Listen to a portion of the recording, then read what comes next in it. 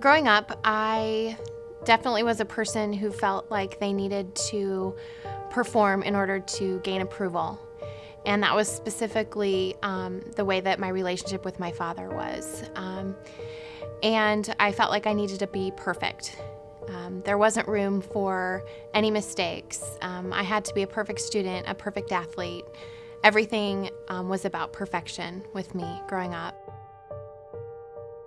A lot of the performance-based acceptance that I thought I needed to be perfect caused a fear of failure and a fear of man, and that really stopped me from being all who God has designed me to be.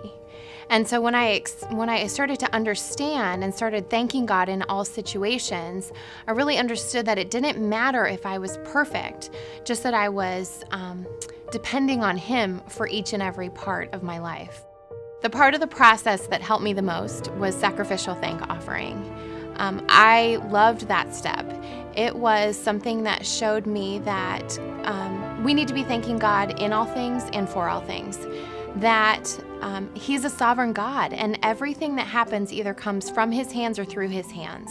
And if we believe in His sovereignty, then we have to accept what's happening in our life, and we need to look at everything and see what we're learning through those processes. You know, every difficulty, every joy, God's trying to teach us something so that He can glorify His name. If I had to describe the condition of my heart now, I would say it's risk-taking. I'm not afraid to fail. I'm not afraid of man. Before, I looked at things and said, am I going to fail at this?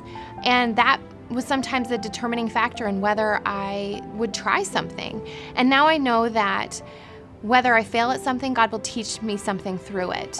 Or if I succeed, it's to His glory. So really, I'm a risk taker now. It's never too late for a fresh start.